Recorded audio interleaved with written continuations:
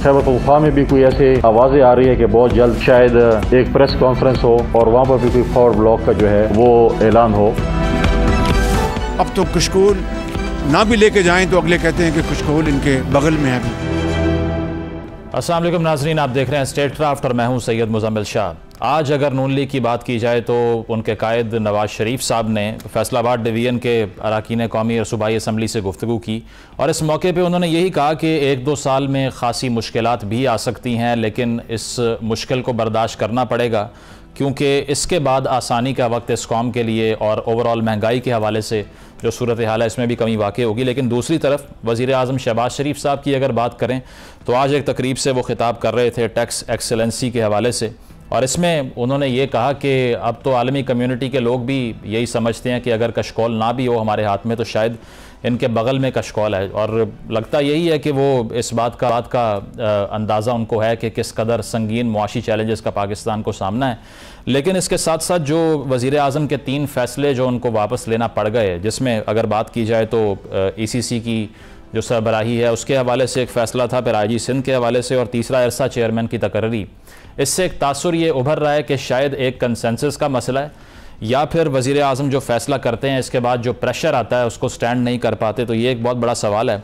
इसके साथ साथ ये कि एजिसन कॉलेज के हवाले से जो मामला सामने आया चीमा साहब से मुतल्लिक, क्योंकि वो काबीना का हिस्सा हैं, इस पर पहले हुकूमत ने ये लाइन इख्तियार की कि गवर्नर साहब की तरफ से ये कहा गया कि इंक्वायरी से बचने के लिए जो प्रिंसिपल थे उन्होंने इस्तीफ़ा दे दिया, लेकिन ये भी बताया कि 40 लाख इनकी तनख्वाह है, 100 से ज़ायद एक साल में वो छुट्टियाँ करते हैं। अता तारड़ साहब ने बाद में आके इसको रिवर्स किया, उन्होंने ये कहा कि हम चाहते हैं कि ये मामला खुश असलूबी से हल हो जाए, ये भी कहा कि अपना इस्तीफ़ा प्रिंसिपल साहब वापस ले लें। तो इस पर भी बज़ाहिर ये मालूम हुआ कि कोई एक पोजीशन कंसिस्टेंट दिखाई नहीं दी गवर्नमेंट की। तो इन सारे मौज़ूआत पर गुफ्तगू का आगाज़ करते हैं। जुनैद अकबर खान साहब हमें ज्वाइन कर सुन्नी इत्तेहाद कौंसिल के रहनुमा हैं, बिलाल अज़हर कियानी साहब मौजूद होंगे नून लीग के रहनुमा, और कादिर खान मंदोखेल साहब पीपल्स पार्टी से हमारे साथ मौजूद हैं। आप तीनों का बहुत शुक्रिया। बिलाल साहब, आपसे आगाज़ करूँगा। एक तरफ नवाज शरीफ साहब ये कह तो रहे हैं कि मुश्किल का जो वक्त है वो 1-2 साल के बाद हल हो जाएगा, लेकिन दूसरी तरफ अगर शहबाज शरीफ साहब की वज़ारत उज़्मा की बात की जाए तो इन 3 फैसलों का पै दर पे वापस लेना, आपको क्या लगता है कि इसकी कोई टेक्निकल वजह है, या फिर कुछ लोग जो आपके नाक़िदीन हैं वो ये कह रहे हैं कि इस पोजीशन में नहीं है वज़ीर आज़म के वो ये फ़ैसले करते, इसीलिए उनको ये वापस लेना पड़े? जी, बिस्मिल्लाहिर्रहमानिर्रहीम। मुज़म्मिल साहब, बहुत शुक्रिया जी अपने शो में दावत देने का। देखिए, मेरा ख्याल है कि इतना ऐसी कोई बात नहीं है जिस तरह की बनाई जा रही है। ये मामला कोई इतना पेचीदा भी नहीं है, और I think there is a case of reading too much into this. ECC की चेयरमैनी का अगर आप फैसला ले लें तो चंद दिन कबल वज़ीर आज़म साहब ने दीगर कैबिनेट कमिटीज़ अनाउंस की, उसमें से पहले उन्होंने ECC की चेयरमैनशिप अपने पास रखी और फिर बाद में उन्होंने फैसला तब्दील करके फाइनेंस मिनिस्टर को दे दिया। अगर हम इसी एक फैसले की मिसाल ले लें तो ECC की chairmanship in the past prime ministers ने खुद भी की है, ज़्यादातर फाइनेंस मिनिस्टर्स ने की है। शाहिद खाकान अब्बासी साहब जब प्राइम मिनिस्टर थे तो उन्होंने खुद की थी, मगर 16 माह की हुकूमत अगर देखी जाए तो फाइनेंस मिनिस्टर थे। मेरे ख्याल से दोनों चीज़ें चल सकती हैं। प्राइम मिनिस्टर साहब ने पहले खुद चाहा होगा, मगर बाद में अपनी टीम के साथ बैठ के उसको रिकंसिडर कर लिया होगा, क्योंकि देखिए ECC for example is a committee जो कि किसी भी वफाकी हुकूमत के मुआशी फैसलों का इंजन होता है।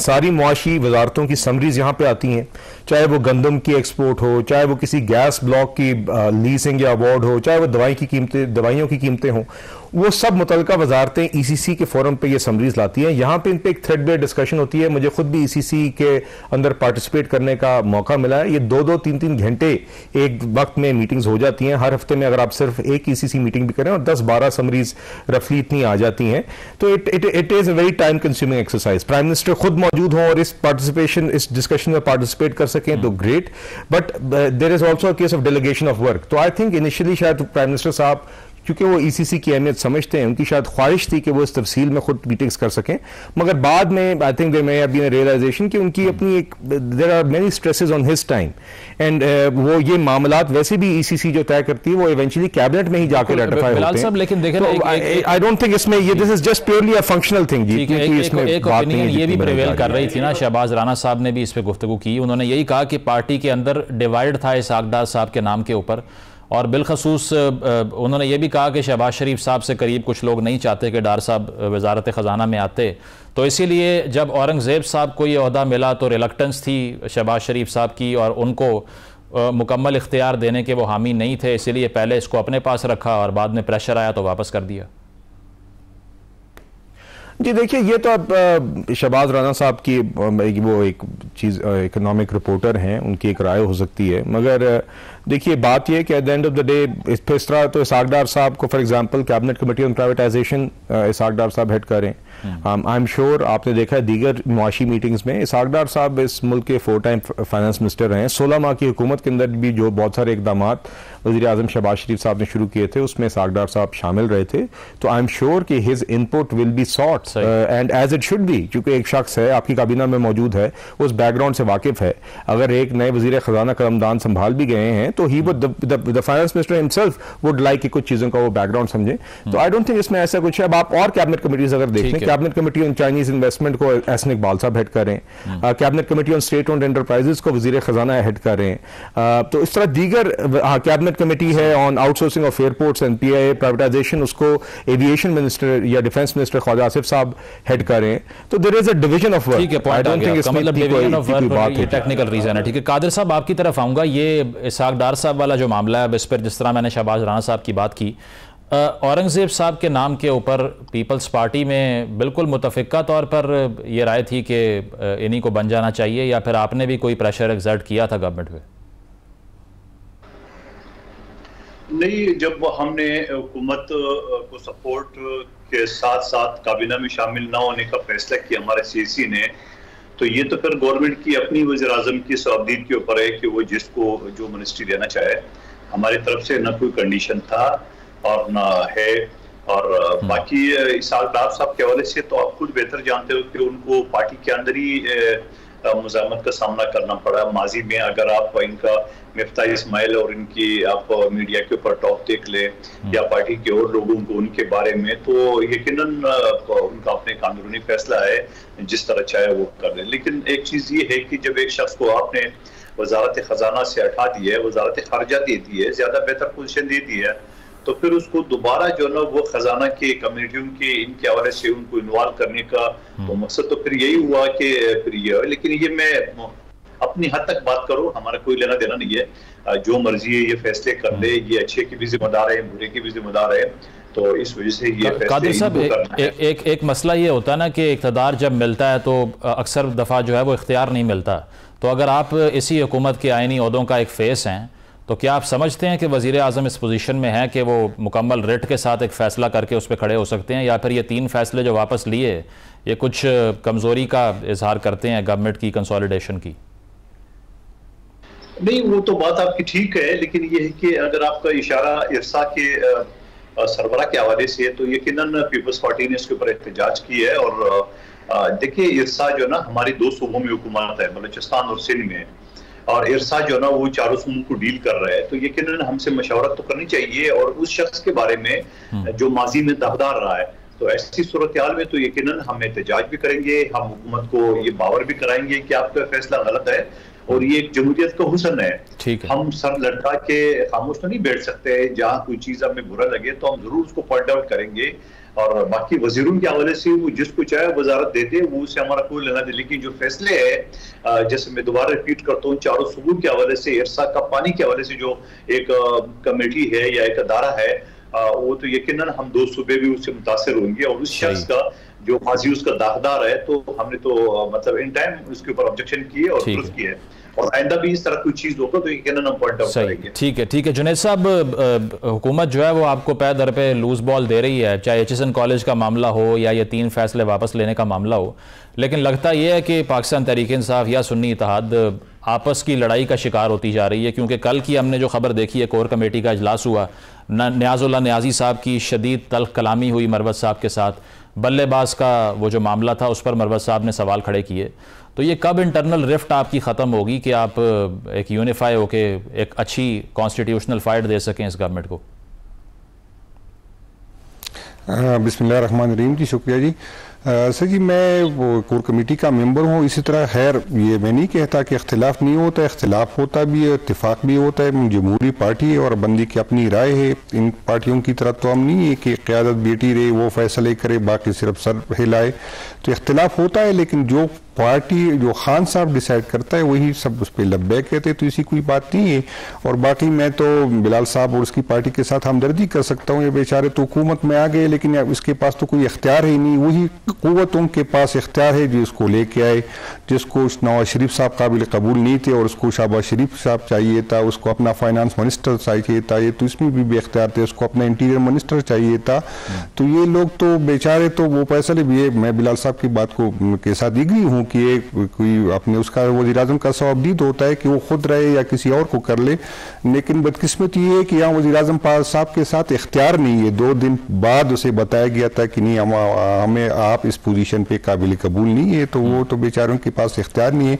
पीपल पार्टी वाले मजे में हैं, पीपल पार्टी वाले एक तरफ इनके साथ है और दूसरे जो है जब इस पे जो बर्डन आएगा तो ये नून पे आएगा और ये हिस्सा भी ले रहा है, सदर भी लिया, अभी सेनेट चेयरमैन भी अपना बना के ले आ जाएंगे इंशाल्लाह। और इसके बाद हो सकता है ये रास्ते तब्दील करिए, तो हो नहीं सकता कि ये बजट में उसको वोट दे और फिर जिम्मेदारियों में भी उसका जिम्मेदार नहीं, तो जिम्मेदारियों में तो ये साथ देंगे। और अभी तक ये डिसाइड नहीं कर सके कि हुकूमत का हिस्सा है। मैं आपको एक बात बता दूं, अभी तक हमारी जो है अपोजिशन लीडर की नोटिफिकेशन इसलिए नहीं हो रही कि हुकूमत कोशिश कर रही है कि बिलावल साहब को अपोजिशन लीडर बना ले। तो ये इन लोगों की इसको ये पता नहीं कि हम हुकूमत के हिस्सेदार है या अपोजिशन में बैठेंगे। अगर अपोजिशन में बैठेंगे तो वोट देंगे बजट में या नहीं देंगे। नहीं, तो वो क्योंकि ये भी कहा जा रहा है कि असद साहब के दरमियान और सवाती साहब के दरमियान भी एक वो रिफ्ट है कि ये रूटीन की बात है। ये हम कोई आर्मी तो नहीं है कि डिसिप्लिन के पाबंद होंगे। पॉलिटिकल पार्टी में जब मीटिंग होती है तो इख्तिलाफ होता है, ये रोजाना होता है। हमारा ये रूटीन का काम है, इख्तिलाफ होता है और जो कंसेंसस फैसले भी हो जाते हैं। जुनैद साहब ये बताइए, शेर अफजल साहब का जो केस है, जरूरी नहीं कि मैं किसी की राय के साथ इत्तेफाक। शेर अफजल साहब का जो केस है, अब जिस तरह कल उन्होंने ये एतराज़ात किए, फिर दोस्त शमीम नकवी साहब ने भी ये कहा कि इनके साथ किसी बंदे को होना चाहिए जो इन्हें पहले ये बताए कि बात किस तरह से करनी है और किस तरह से एजुकेट करना है अपने आप को। ये तो शदीद इख्तलाफात की तरफ जा रहा है ना मामला। वो ये समझते हैं, कोर कमेटी के बहुत से लोगों ने ये कहा कि हम एक बयानिया बनाते हैं, मरवत साहब एक बात करके उसको एक दिन में रिवर्स कर देते हैं। उन्होंने कहा 40 अरकान का फॉरवर्ड ब्लॉक बन रहा है। तो क्या आप लोग वाकई परेशान हैं उनके बयानात से? नहीं, हम परेशान नहीं है। यहाँ पर जो वोट बरगर साहब को मिला या मुझे मिला या कोर कमेटी के किसी और मेंबर को मिला है तो वो खान साहब की वजह से होगा। कोई इख्तिलाफ करे या इत्तेफाक करे तो उस पर पार्टी पे या वर्कर पे कोई फर्क नहीं पड़ता। तो मेरा ख्याल है हम चीज़ों पे ये हमारी रूटीन में होता है। मैं ये नहीं कहूँगा कि हमारी कोर कमेटी में इख्तिलाफ नहीं होता या पार्टी के अंदर इख्तिलाफ नहीं होता। हमारा इख्तिलाफ होता है। ये अलग बात है कि किस फोरम पे होना चाहिए, उस पर बात हो सकती है, लेकिन इख्तिलाफ होता है। लेकिन वो फैसला फाइनल होता है जो खान साहब कर ले। तो ये हमारे लिए कोई मसला नहीं है ये पहले से, क्योंकि ज़्यादातर हमारे लोग जो है पहली दफ़ा असम्बली में आए, पहली दफ़ा उसमें जो है मुख्तलिफ फिगर के लोग हैं, तो इसको एक पेज में आने में वक्त लगेगा। इंशाअल्लाह ताला वक्त के साथ इसमें कमी आएगी। सही। प्रोग्राम में एक ब्रेक शामिल करते हैं, ब्रेक के बाद वापस आएंगे। Stay with us. Welcome back नाजरीन, गुफ्तगू के सिलसिले को आगे बढ़ाते हैं। बिलाल साहब, जावेद लतीफ़ साहब सीनियर रहनुमा है नून लीग के, कल उन्होंने एक इंटरव्यू दिया। उन्होंने ये कहा कि शहबाज शरीफ साहब तो अपनी टीम नहीं बना सकते, पोस्टिंग ट्रांसफ़र तो दूर की बात है। इससे पहले भी राना सनाउल्लाह साहब भी ये बात कर चुके हैं कि मोहसिन नकवी साहब और औरंगज़ेब साहब का हुकूमत में होना उनकी सेहत के लिए अच्छा है, हमारे मुस्तकबिल के लिए अच्छा है। तो ये दोनों बयानात किस बात की अक्कासी कर रहे हैं? जी मुजम्मिल साहब, मैं उनके तो खैर बयानात पे अब कमेंट नहीं करना चाहूँगा, मगर इस टॉप ये जो एक्चुअल पॉइंट है आपका या जो क्वेश्चन है उसके मैं बस यही कहना चाहूँगा कि देखिए, there should be no doubt कि ये जो भी कैबिनेट के मेंबरान हैं ये वज़ीर-ए-आज़म शहबाज शरीफ साहब की अपॉइंटमेंट्स हैं और नवाज शरीफ साहब के साथ बिल्कुल शहबाज शरीफ साहब ने उनसे गाइडेंस भी ली है और अप्रूवल भी लिया है, क्योंकि नवाज शरीफ साहब ने ही वज़ीर-ए-आज़म शहबाज शरीफ साहब को नामजद किया था फॉर प्राइम मिनिस्टरशिप। तो बेसिकली दिस एंटायर टीम ये शहबाज शरीफ साहब की टीम है और ये उनकी अपॉइंटमेंट्स हैं। जी, इसके ऊपर मेरा ख्याल है कि कोई भी किसी किस्म का शक और शुबा नहीं होना चाहिए। लेकिन देखें ना, इसमें अगर वो ये कह रहे हैं कि हुकूमत की ये सेहत के लिए अच्छा है, तो इसका ये मतलब तो नहीं है कि फिर उनकी अपनी चॉइसेस थी, कोई एक्सटर्नल प्रेशर नहीं था। देखिए ये चॉइसेस इनकी अपनी है जी। आई थिंक शहबाज शरीफ साहब जानते हैं, हमारी जमात जानती है कि कितने मुश्किल हालात में मुल्क है, मुआशी हालात, अब लॉ एंड ऑर्डर के अब आप देख रहे हैं कि the challenges we have on our borders, ये सारे मामलात शहबाज शरीफ साहब समझते हैं। शहबाज शरीफ साहब के साथ मैंने भी काम किया जी। I know this for a fact, he wants a team जो कि डिलीवर कर सके, जो उनके पेस पे काम कर सके। तो he has chosen a team that he feels जो मौजूदा चैलेंजेस हैं उसको एड्रेस करने के लिए जो टीम वो चाहते हैं उन्होंने वो टीम सेलेक्ट की है जी, बिल्कुल उन्होंने अपॉइंट की है। इंटीरियर मिनिस्टर और फाइनेंस मिनिस्टर भी उस टीम का हिस्सा हैं, बल्कि मरकजी हिस्सा हैं। फाइनेंस मिनिस्टर खास तौर पे will be very central to this cabinet because मुआशी चैलेंजेस ही हमारे अभी फ्रंट एंड सेंटर हैं। तो देखिए it is completely Shehbaz Sharif sahab team, और आप देखेंगे कि आज भी शहबाज शरीफ साहब खुद ही सारे चीज़ों को लीड भी कर रहे हैं।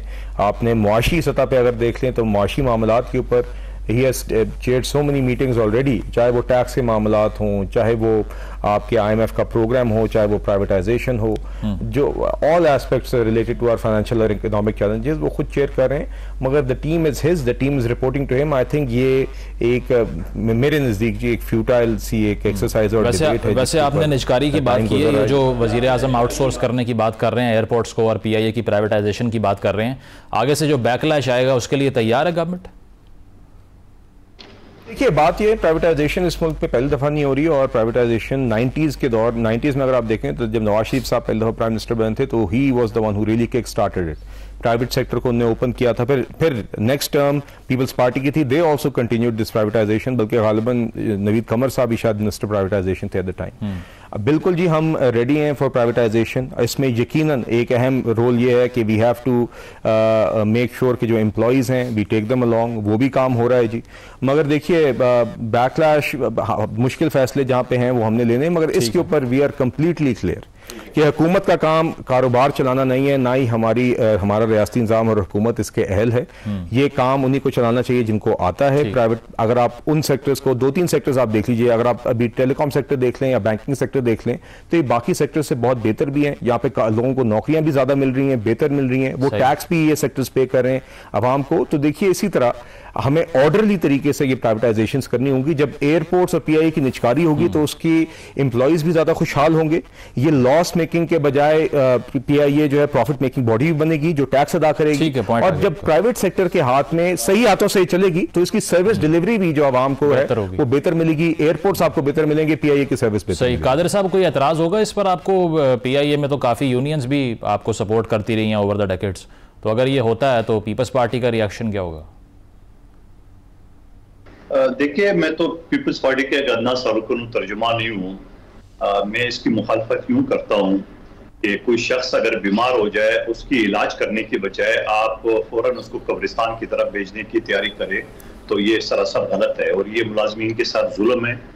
और माजी भी जिस कमेटी को मैं हेड कर रहा था मुलाजमीन की मुतासरा कमेटी कौमी असम्बली की, उस वक्त भी मुस्लिम लीग ने तावन नहीं किया था, बल्कि इनके जो वजीर थे वो अपने अपने महकमों को मना करते थे कि मंदोखेल की कमेटी में नहीं जो, हालांकि वो मेरी कमेटी जाती नहीं थी, वो नेशनल असम्बली की कमेटी थी और उनकी 72 इजलास हुए थे। कोई इजलास 10 घंटे से कम नहीं था और नादरा का इजलास जो है ना वो 17 घंटे था, यानी दिन 11 बजे शुरू हुआ और अगली सुबह 4:15 बजे तक जारी रहा। तो हमने 72 जो मीटिंग्स थी उसकी मिनट्स बाकायदा कौमी असम्बली में पेश की है और कौमी असम्बली ने बाकायदा उसको अप्रूव की। अप्रूव करने के बाद स्पीकर ने रूलिंग दी है, प्राइम मिनिस्टर हाउस और एस्टेब्लिशमेंट डिवीजन ने उसको बाकायदा उसको इम्प्लीमेंट करने के लिए अहकाम जारी किए है। मगर उसके बाद इस्लामाबाद हाई कोर्ट के एक सिंगल जज ने सबको उस चीज को उड़ा दिए, जिसकी अपील हमने दाखिल की और ईद के बाद 17 तारीख को उसकी अपील लगी भी है। तो मैं ये समझ रहा हूँ कि पीपल्स पार्टी मुलाजिम कुछ पार्टी नहीं है। पीपल्स पार्टी मुलाजिम दोस्त, आरी दोस्त, किसान दोस्त पार्टी है और हम हमेशा मजदूरों का साथ दे रहे हैं और आइंदा भी देते रहेंगे। सही। अब सवाल ये है कि माजी में भी आपको याद होगा स्टील मिल कोडियम के दाम पे दिया गया था और उस वक्त की चीफ जस्टिस ने सो मोटो एक्शन लिया था और यहाँ खरबों की जमीन है, अरबों की नहीं खरबों की जमीन है, कराची के सेंटर में ये स्टील मिल वाकया आ गया समझ लो। और उसके बाद अब ये समझ लो कि उस वक्त 45 साल पहले शहीद जुल्फकार अली भुट्टो ने ये स्टील मिल की जो बुनियाद रखी थी। होना तो ये चाहिए कि पाकिस्तान में स्टील मिल जैसे 100 से ज्यादा अदारे और चलने चाहिए, वही अदारा बैठ गया। PIA जिसने एमिरेट्स एयरलाइन को अपने पांव पे खड़ा किया, आज दुनिया का नंबर 1 एयरलाइन है और खुद तबाह हो गया। इसकी जो है ना वो आपको निशानदेही करनी चाहिए, आपको उसको देखना चाहिए कि क्यों अदारे तबाह हो गए। तो उस हवाले से ख्वाजा साद रफीक साहब का भी एक स्पीच मौजूद है जो पिछले असम्बली में मैं मौजूद था, इसने किया है। उसने पीपल्स पार्टी का नाम तो नहीं लिए, मगर उसने सारा मलबा पीपल्स पार्टी पर डाला कि या उन्होंने हजारों के तादाद में मुलाजमीन भर्ती की है। यकीनन पीपल्स पार्टी रोटी कपड़ा और मकान की बात करती है, रोजगार की बात करती है और हमेशा करते रहेंगे। लेकिन सवाल ये कि इन अदारों को कोड़ियों के दाम बेचने की, और जिस तरह मोहतरम फरमा रहे कि मुलाजमीन खुशहाल रहेंगे, आपको याद होगा मुलाजमीन ने उस दिनों में भी पिशावर एयरपोर्ट के 125 मुलाजमीन को निकाले गए और 22 दिन वो लोग वहां पे एयरपोर्ट पे भूख हड़ताल एहतजाज पे बैठे हुए थे और मैंने जाके एहतजाज खत्म कराया और कमेटी के अंदर उस चीजों को हमने देखा। तो मैं ये समझ रहा हूँ मुस्लिम लीग नून को, आवाम को जो पहले बदहाल है, पहले महंगाई का शिकार है, पहले बेरोजगारी के शिकार है, और मैं ये समझ रहा हूँ जहां पीटीआई ने 1 करोड़ नौकरियों की बात की थी उन्होंने भी अच्छे खासे लोग निकाल दिए हैं, और बाकी कसर अगर मुस्लिम लीग नून पूरी करेगी तो मैं तो कम से कम जाती तौर पे उसका एहतजाज भी करूंगा और मुखालफत भी कर दूंगा जिस फॉर्म में भी हो सके। सही, ठीक है। इस पर जुनैद साहब, आप चूंकि पहले मरवत साहब के बयान पर कॉमेंट कर रहे थे, ये बताइए कि अब जो फॉरवर्ड ब्लॉक बनने की बात की जा रही है वो उन्होंने भी की, इसके अलावा राना सनाउल्लाह साहब ने भी बात की, फैसल करीम कुंडी साहब ने भी इस पर जो है वो लबकुशाई की है। तो अब ये भी बात हो रही है कि पंजाब से जो 2 सेनेट की सीटों का ऑफ़र दिया जा रहा है सुन्नी इत्तेहाद को, इस पर फिर क्या फ़ैसला करेंगे आप? क्योंकि राना साहब भी ये कह रहे हैं कि अगर आप इसको नहीं मानते तो ये तो हमाकत होगी। नहीं, इसमें तो अभी तक तो हमारे पास तो कोई इतला नहीं है। मुझे नहीं पता कि मरवत साहब को कहाँ से इंफॉर्मेशन मिली, पार्टी को या कोर कमेटी में इस बात पे कभी बात नहीं हुई। 2 तारीख को इंशाल्लाह इलेक्शन है तो पता चलेगा, लेकिन पीटीआई इन चीज़ों को ना अहमियत देती है और ना हमारा इसके कोई है। अगर किसी ने रहना है तो रह ले, अगर किसी ने पार्टी छोड़नी है तो बहुत सी काफ़ी लोग इससे पहले भी गए थे। अवाम इमरान खान के साथ है और जो इमरान खान का कैंडिडेट होगा इंशाल्लाह ताला जो नेक्स्ट इलेक्शन होगा इंशाल्लाह वो जीत जाएगा। जिस तरह इस दफ़ा हमें तो इलेक्शन करनी भी नहीं दे रहे थे, हमारे तो पोस्ट नहीं थे, हमारा एजेंट नहीं था, हमें तो हमारा झंडा नहीं था, हमारा लीडरशिप सारी बाहर थी या जेल में थी।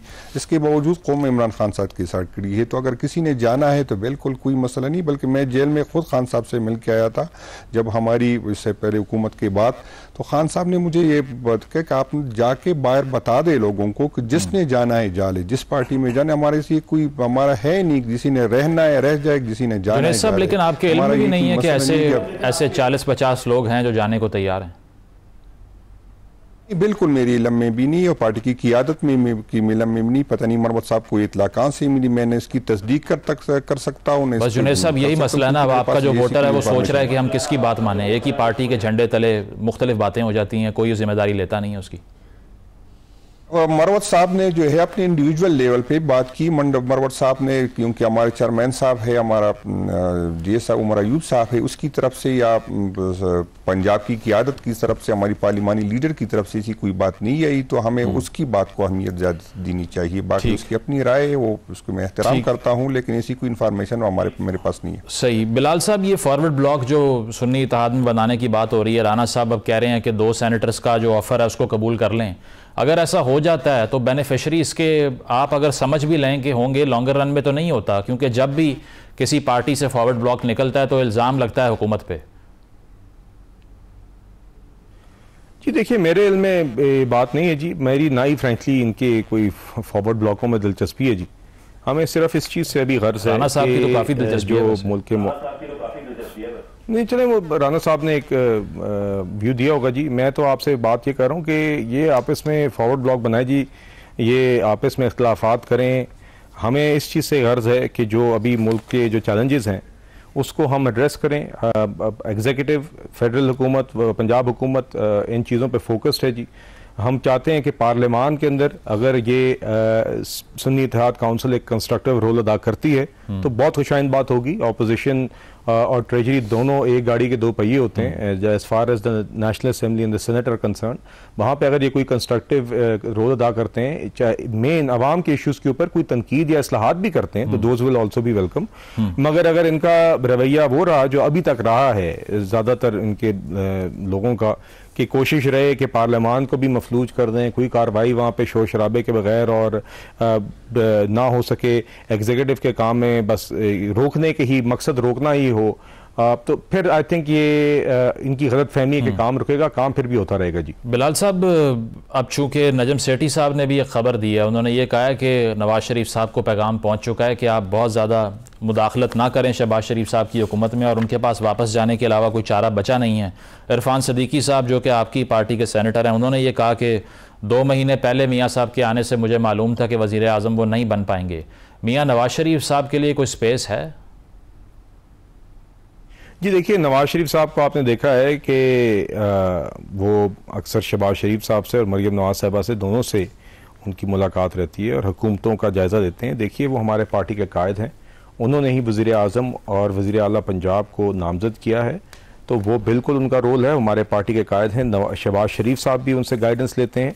नवाज़ शरीफ साहब हमारी पार्टी के कायद होने के अलावा इस मुल्क के सबसे एक्सपीरियंस्ड प्राइम मिनिस्टर हैं, एज 3 टाइम प्राइम मिनिस्टर, इस मुल्क के एल्डेस्ट स्टेट्समैन भी हैं। तो ये हमारी जमात की और हमारी लीडरशिप की they are lucky, they are fortunate कि उनके पास नवाज शरीफ साहब की गाइडेंस मौजूद है, और नवाज शरीफ साहब बिल्कुल हमारी पार्टी को भी लीड कर रहे हैं, हमारी पार्टी उनके नीचे मुत्तहद है। ये बात आप शहबाज शरीफ साहब की भी मुंह से, मरीम नवाज साहबा के भी मुंह से सुनते रहते हैं।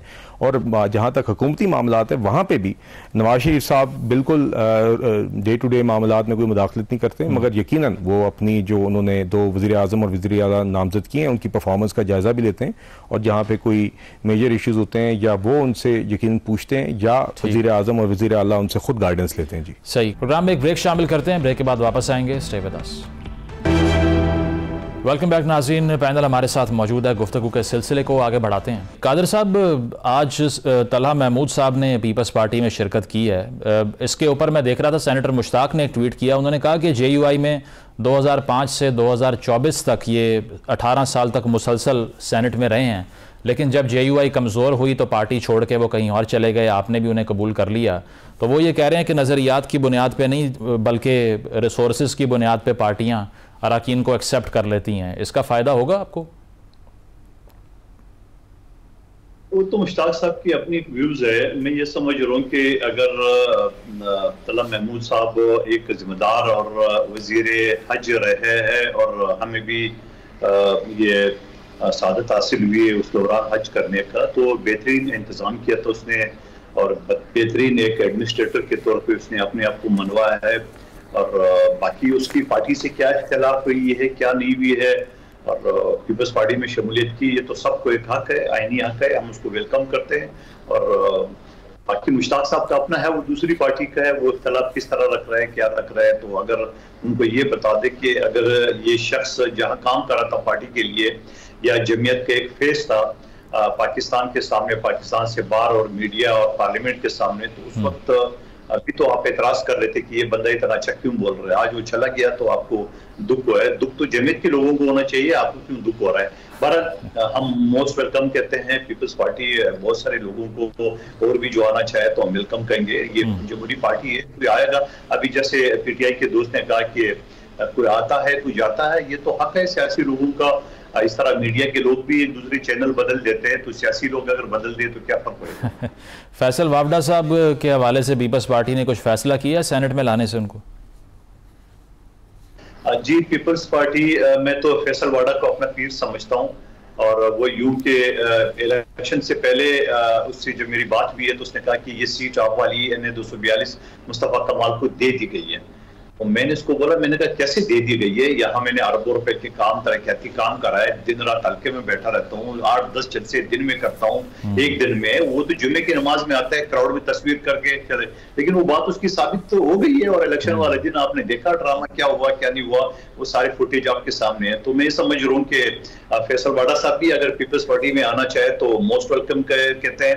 अच्छा। सियासी तौर पर हमने उनके साथ बड़ी लड़ाई लड़ी है, उनसे हमने कौमी असम्बली का सीट छीना, फिर सेनेट का सीट छीना, नाइल करार दिया है, और उसके बावजूद अगर वो जरदारी साहब के पास आता है और जरदारी साहब उनको अपना बेटा मानता है, तो मैं तो कहता हूँ उसका बड़ा पन है और उनको पीपल्स पार्टी में शामिल होना चाहिए। अच्छा, ठीक है। जुनैद साहब, पंजाब असम्बली की तरफ अगर हम आएँ तो उसमें पहले दिन से हमने ये देखा कि राना आफ्ताब साहब अपोजिशन लीडर की नशिस्त पे बैठते हैं, मरीम साहिबा मुबारकबाद भी उनको पेश करती हैं, लेकिन इसके बाद में खान साहब की तरफ से गालिबन हमने देखा कि मियाँ वाली से जो MP हैं मलिक अहमद साहब, उनका इंतखाब हो गया।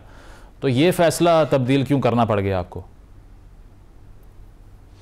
ये तो खान साहब का सब अपडेट है, वो जिस टाइम चाहे कर सकते हैं। और मसला ये है कि यहाँ पर हमारी खान साहब तक की रसाई पॉलिटिकल लोगों की नहीं है, और ये जो कम्युनिकेशन गैप भी आता है, कुछ चीज़ें ऐसी आती है जो गलत मैसेज आ जाता है। और ये सबसे बड़ी बदकिस्मती कि सबसे बड़ी पार्टी की लीडर के साथ हमारा ना राबिता रहता है, ना हमारी मुलाकात होती है। तो जब इसी तरह की चीज़ें होती है, वैसे आपने बड़ा इंटरेस्टिंग टर्म यूज़ किया, आपने कहा पॉलिटिकल लोगों तक की रसाई नहीं है खान साहब तक।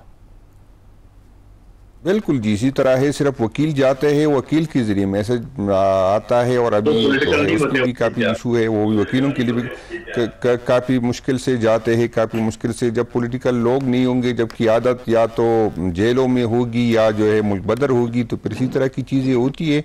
तो इंशाअल्लाह ताला वक्त के साथ साथ हम एडजस्ट हो जाएंगे, तो ये चीज़ें फिर नॉर्मल हो जाएगी। और स्पेशल सीटों के हवाले से केपी में जो डेडलॉक है, पेशावर हाई कोर्ट का फैसला भी आप लोगों ने देख लिया, इजलास आप नहीं बुला रहे, तो ये मामला जो है वो मजीद तवालत का शिकार होता जा रहा है।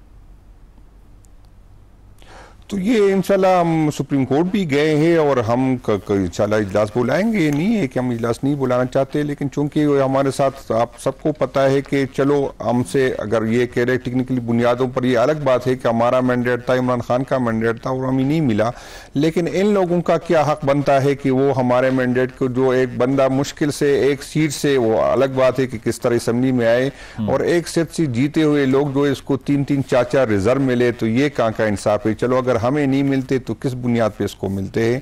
तो ये हमारे साथ भी ज्यादती है, और इन लोगों की भी साथ ज्यादती है जिन पे लोगों ने एतमाद किया है। बिलाल साहब, ये एचएसएन कॉलेज का जो मामला है, इस पर आपको नहीं लगता कि ये फीस माफ़ करवाने का स्कैंडल सारा, इसको तो कहा जा रहा है कि आपकी इस हुकूमत का पहला स्कैंडल अब इतनी जल्दी सामने आ चुका है, तो इसको अब डैमेज कंट्रोल कैसे करेंगे आप? जी मुजामिल साहब, देखिए मेरा ख्याल है इस मामले में नंबर 1, इस मामले का ताल्लुक ना वफाकी हुकूमत से ना पंजाब हुकूमत से। आई थिंक ये तासुर बिल्कुल क्लियर रहना चाहिए। ये यकीनन एक गवर्नर पंजाब और एचएसएन कॉलेज के बोर्ड और उनकी मैनेजमेंट कमेटी प्रिंसिपल के दरमियान एक मामला था, मगर इसमें बराह रास्त कोई वफाकी हुकूमत और सूबाई हुकूमत की मुदाखलती थी। मगर हैविंग सेड दैट, देखिए कल आपने देखा कि ये मामला काफ़ी मीडिया में चला, आहद चीमा साहब ने भी आके अपना एक मौक़िफ़ पेश किया, और देखिए मेरा ये ख्याल है और मेरा दिस इज़ माई अंडरस्टैंडिंग कि यही कोशिश है कि इस मामले में बिल्कुल इसकी थरो एक इन्वेस्टिगेशन होनी चाहिए, सारे फरीक़ैन को इसमें सुनना चाहिए, इंक्लूडिंग जो प्रिंसिपल है माइकल थॉम्सन, और justice should be insured with transparency and fairness. तो आई थिंक इसमें, आई know this for a fact कि प्राइम मिनिस्टर शहबाज शरीफ साहब भी हमेशा इस तरह के मामलात में इसी चीज़ में यकीन रखते हैं। आई नो कि चीफ मिनिस्टर मरियम नवाज साहिबा भी यही, she believes in the same. तो आप देखेंगे यही होगा। बाकी देखिए, आई डोंट थिंक किसी के साथ ज्यादती होनी चाहिए, और इस मामले में मतलब गवर्नर पंजाब ने जो इनिशियली बयान दिया कि 40 लाख तनख्वाह ले रहे हैं इंक्वायरी से बचने के लिए, रिजाइन कर दिया, उसको आप एंडोर्स नहीं करते? नहीं, मैं ये कहता हूं कि जो भी पूरा मामला है इसके सारे पहलू देखने चाहिए, सबको सुनना चाहिए, क्योंकि देखिए ये एक मामला एचएसएन कॉलेज और गवर्नर्स ऑफिस के दरमियान चलता रहा है, या गवर्नर के दरमियान चलता रहा है, तो और जो लोग हैं जिसमें सूबाई वफाकी हुकूमतें भी शामिल हैं, वो इस मामले में नहीं उस तरह बराह रास्त कहीं पे भी थी। तो इसलिए अब जब ये मामला इस तरह मंजर आम पे आया है, तो उसको यकीनन इसके सारे पहलू देखने चाहिए। उसमें गवर्नर साहब का भी एक यकीनन एक पर्सपेक्टिव है, चीमा साहब का एक पर्सपेक्टिव है, एचएसएन की मैनेजमेंट कमेटी और बोर्ड ऑफ गवर्नर्स का एक पर्सपेक्टिव है, एचएसएन के प्रिंसिपल का एक पर्सपेक्टिव है। सबकी बात सुनी जानी चाहिए, और उसके बाद justice should be insured in the matter. Bilal साहब, आखिरी सवाल, आज शांगला में अफसोसनाक वाकया पेश आया है जिसमें एक गाड़ी पर हमला होता है, उसमें चाइनीज़ बाशिंदे भी 5 सवार थे जिनकी जान चली जाती है। अब ये बहुत सीरियस प्रॉब्लम है, उसकी वजह यह है कि टेररिज्म एक नॉर्दर्न बॉर्डर पर एग्जिस्ट करता है, और दूसरा अगर आलमी कम्युनिटी के कुछ लोग अगर उसका निशाना बन जाएं तो एक बैकलैश भी आता है। गवर्नमेंट किस तरह से डील करने का सोच रही है इसको, because this is an alarming situation? जी बिल्कुल, हाईली कंडेमेबल जी, और इसकी जितनी मजम्मत की जाए कम है। और आपने देखा है कि अभी हमारे, आपने सही कहा कि जो हमारा वेस्टर्न बॉर्डर है वहाँ पे मीर अली में जो हादसा हुआ, और उसका एक हमारी अफवाज ने एक जवाब दिया, फिर गवादर में एक हादसा हुआ, तो यकीनन ये एक तशवीश का बायस है। और प्राइम मिनिस्टर साहब, हमारी अफवाज Pakistan, law enforcement agencies, they are fully committed to ensuring कि इस चीज़ को, जिस तरह पहले 2013 से 18 की हुकूमत में आपने देखा कि बड़ा हुकूमत ने स्टेडफास्ट तरीके से ज़रब-ए-अज़्म रद्द फसाद जैसे ऑपरेशन किए, कराची क्लीन अप ऑपरेशन किया, तो बिल्कुल दहशत गर्दी का खात्मा हो गया था। गुज़िश्ता सालों में 2020 ऑनवर्ड्स रफली स्पीकिंग जी, ये हमने देखा है कि बदकिस्मती से फिर से दहशत गर्दी ने एक सर उठाना शुरू किया है। तो आप देखेंगे कि उसी तरह की रिजॉल्व जो पहले 2013 से 18 में थी, उसी रिजॉल्व के साथ इसको फिर से एड्रेस किया जाएगा। जिस तरह मीर अली के हादसे का एक फ़ौरन एक इमीडिएट एक्शन था, इसी तरह आप देखेंगे कि यहाँ पे भी हुकूमत बिल्कुल आपको कमिटेड नज़र आएगी। We are grateful to our Chinese brethren जी, देखिए वो कुछ हादसे पहले भी हुए हैं, मगर उसके बावजूद उन्होंने अपने पाकिस्तान में प्रोजेक्ट्स और अपनी इन्वेस्टमेंट्स रखी हैं। ये यकीनन हमारी बतौर कौम एक जिम्मेदारी है कि जब हमारे चाइनीज़ साथी यहाँ पे आते हैं, हमारे साथ इन्वेस्टमेंट करते हैं, प्रोजेक्ट्स लगाते हैं, तो उनकी लाइव्स की प्रोटेक्शन इंश्योर करना तो यकीनन इसलिए ये काबिल मजम्मत और नहायत अफसोसनाक आज वाक़या है। और आगे आई एम श्योर कि इसके खिलाफ सख्त एक्शन भी लिया जाएगा और जो भी इकदाम ज़रूरी हैं आगे टू इंश्योर कि something like this doesn't happen again, ठीक है, वो किया जाएगा। ठीक है, बहुत बहुत शुक्रिया बिलाल अजहर कियानी साहब, कादिर खान मंदोखेल साहब, जुनैद अकबर साहब हमारे साथ थे। और यकीनन दहशत गर्दी का जो चैलेंज है वो उतना ही सीरियस है जितना इकनॉमिक चैलेंज है, क्योंकि अमन व अमान की सूरत हाल अगर रिज्यूम नहीं होती तो इन्वेस्टमेंट सीख करना भी बहुत मुश्किल हो जाएगा। एक ब्रेक शामिल करते हैं, ब्रेक के बाद वापस आएंगे। Stay with us. नाज़रीन, प्रोग्राम में आपने मुलाहिज़ा किया, अपना फीडबैक ज़रूर दीजिएगा। इजाज़त दीजिए, अल्लाह हाफ़िज़।